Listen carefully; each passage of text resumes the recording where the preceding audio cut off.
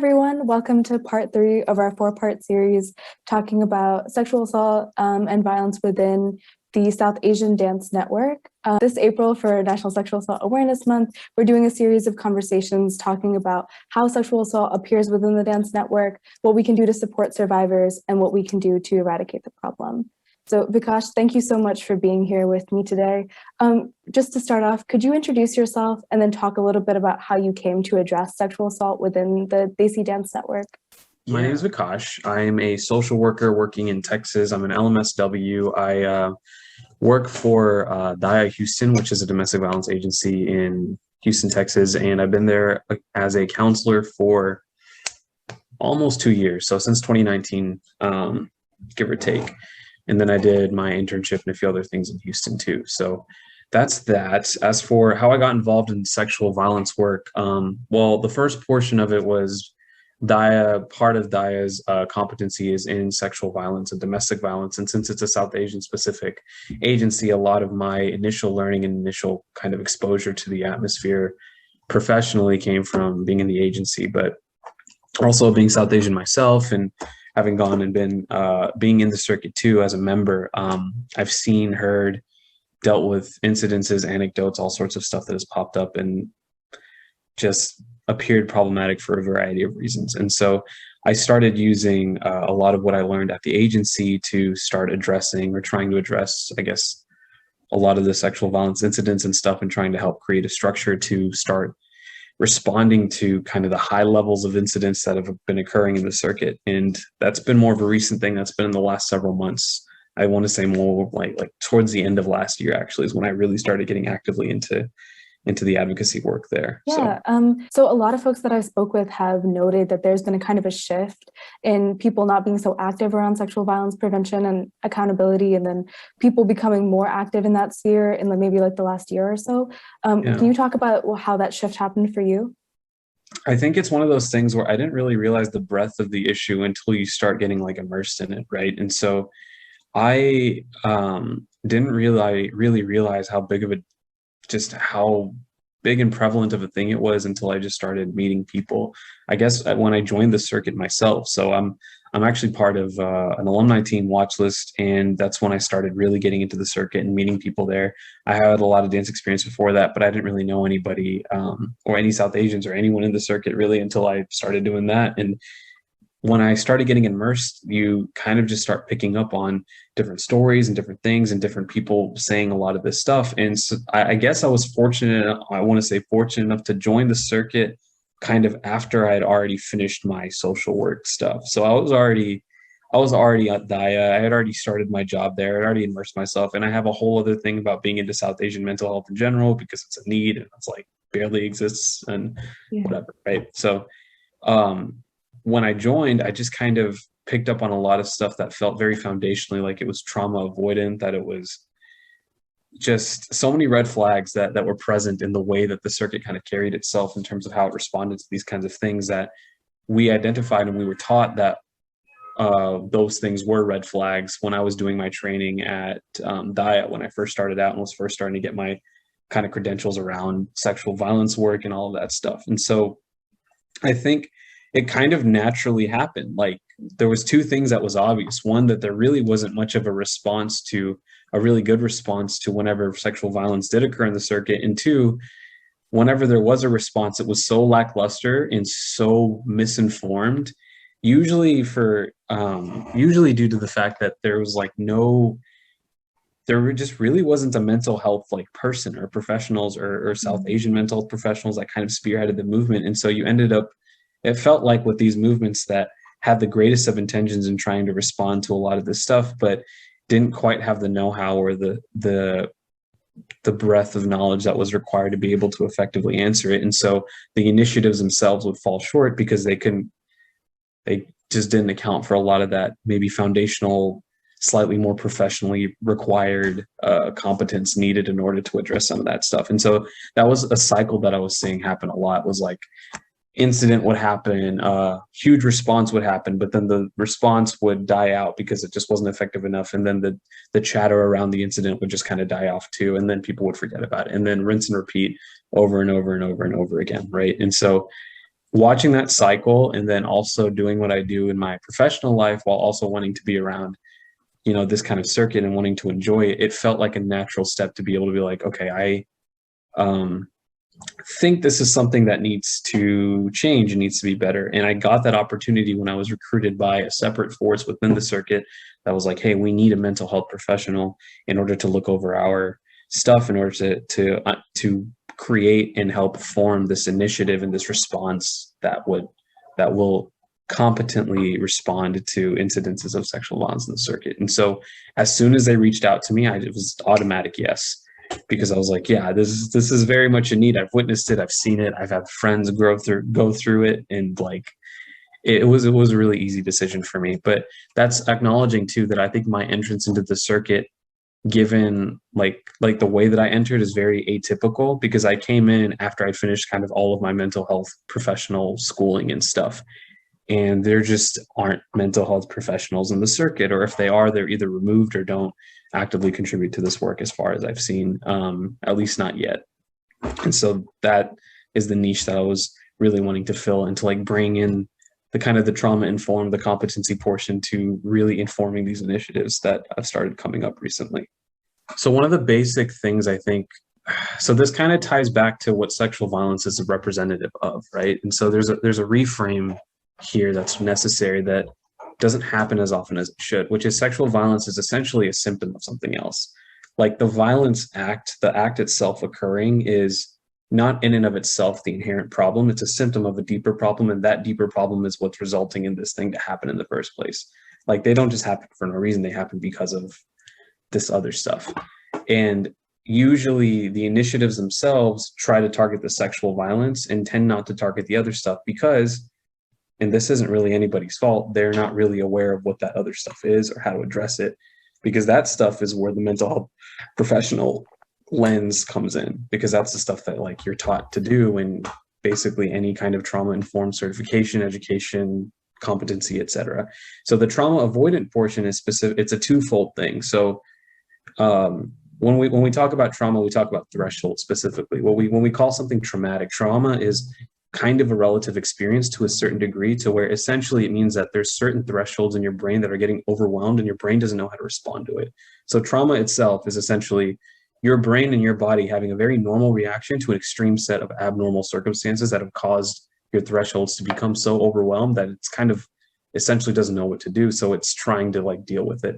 But the way that it's dealing with it is actually, it's just not doing it super well or super healthily, because your brain and your body are not built to deal with that level of severity of like that threshold being overwhelmed.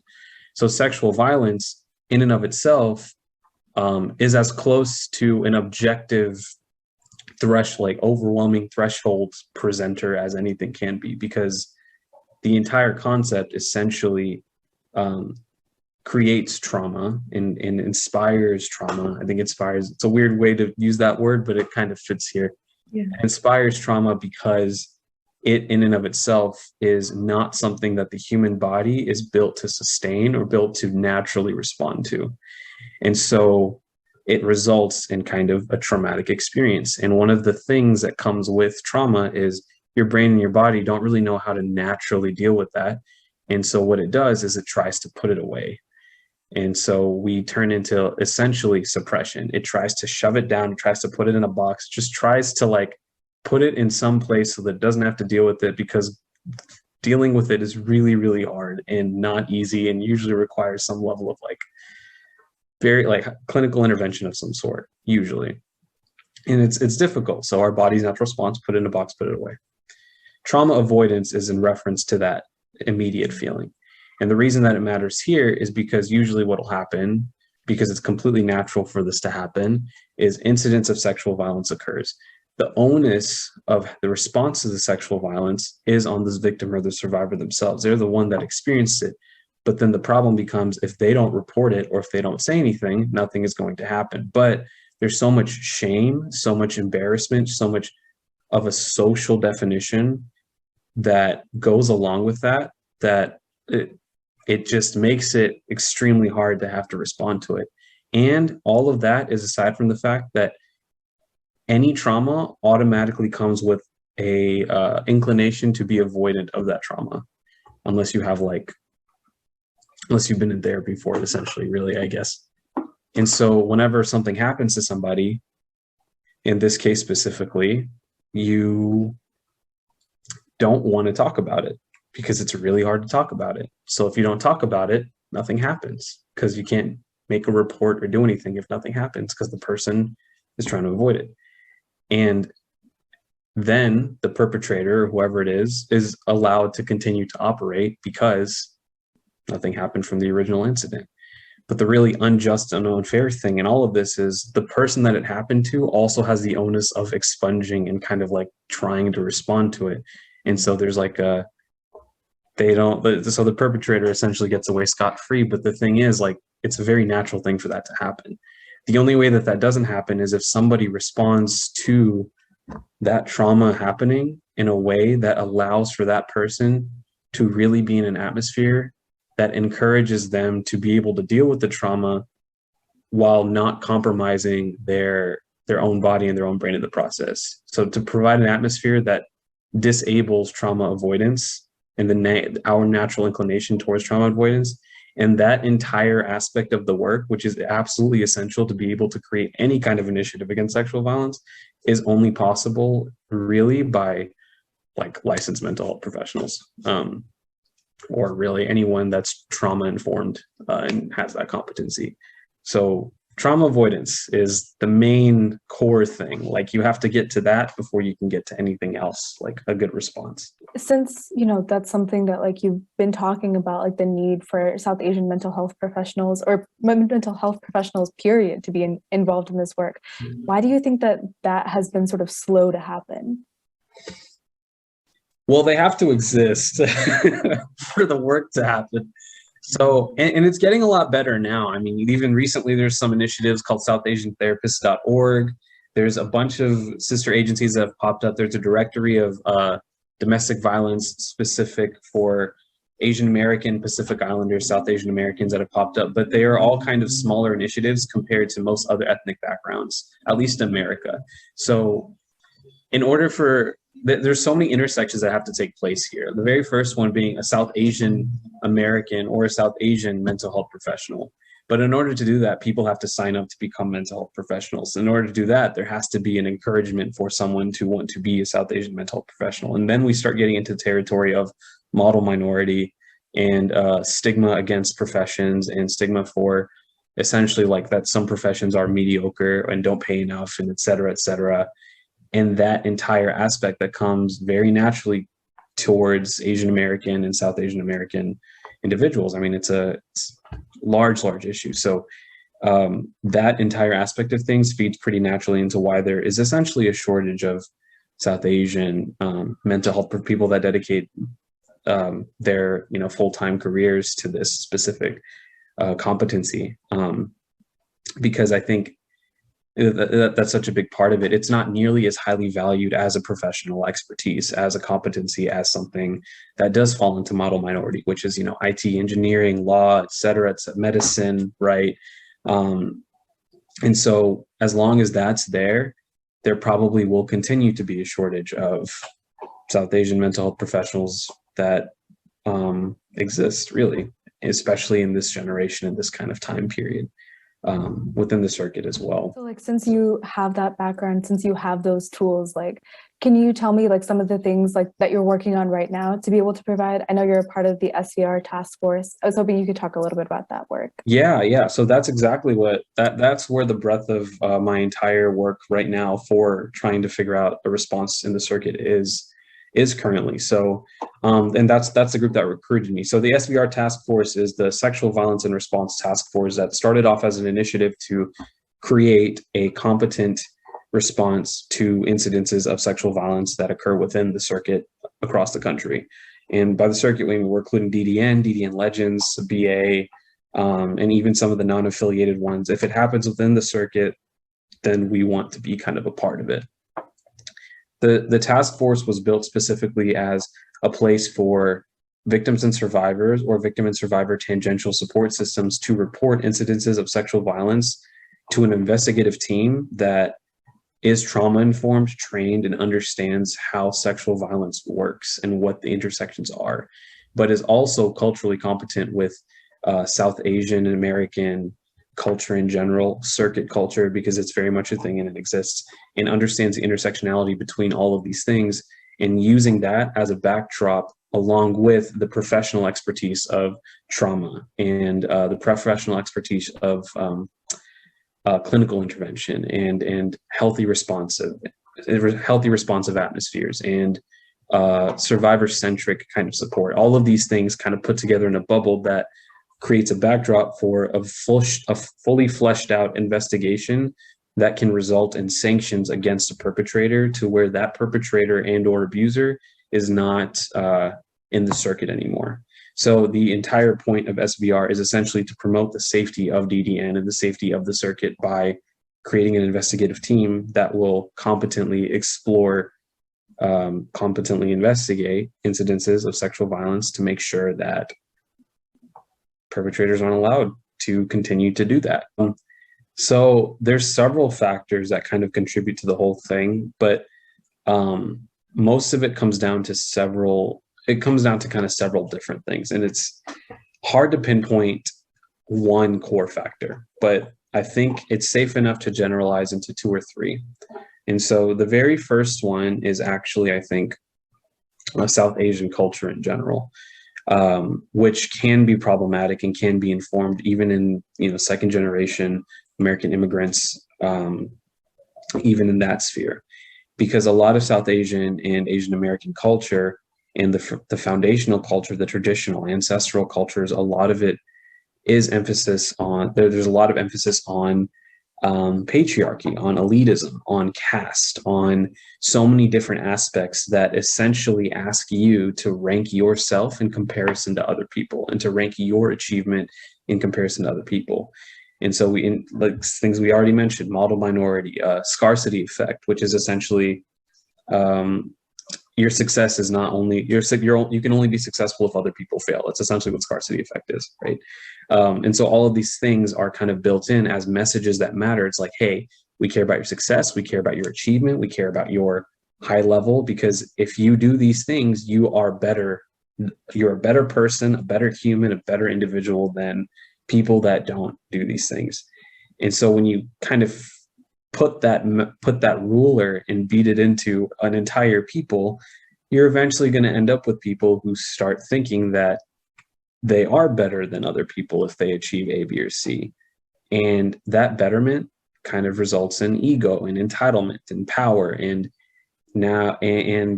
higher levels of essentially self-aggrandization, right? Self-importance. And those levels are really only present a lot higher in individuals that buy into model minority and scarcity and that level of success. And the reason that that's important is because those are foundational factors for people to essentially give themselves permission, subconsciously usually, to permit acts of sexual violence. And so when you have an entire South Asian American culture that thrives a lot on model minority and defining success on these external extrinsic factors, and then you have built into that idea of success a ranking system where you're only good because you're better than everybody else, or you're only good because you're better than this. On some level, that starts to bleed in, and that bleeding in across an entire group is going to manifest in the things that ego tends to manifest in, which one of those things being entitlement towards sexual acts, because that's usually what it is. Sexual violence has to do way more about control and about power over somebody else than actually fulfilling a desire. The desire portion is only really a piece of that. It's way more about power and control psychologically. And so when you have that huge cultural foundation that encourages that, you're probably going to see a lot of incidences in it when you have a large cultural gathering of people that are from the same, essentially same type of background, when you kind of aggregate everything together. So that's just one quarter, right? And I'm trying to like make it as concise as possible too. But that you have that as the first one. The second thing is also, to be completely honest, just the age, just the group that it's happening in. So college age individuals with kind of more of a higher tendency towards binge drinking and partying and a lot of that stuff, which usually it doesn't change anybody, but it might take someone that has a tendency to want to do it and motivate that even more. It enables an already existing ego into a more extrinsic place. And then you add to that group psych and group think and group pull, which is essentially like when you are surrounded by people and you have this like feeling of like empowerment, or this feeling of like, oh yeah, I'm the shit right now. This is amazing. That'll bleed in. That'll bleed into all of that will bleed into potentially an incident of sexual violence. So that's the second thing, just college age individuals as part of it, and specifically like college age South Asian Americans. Yeah, I said that right.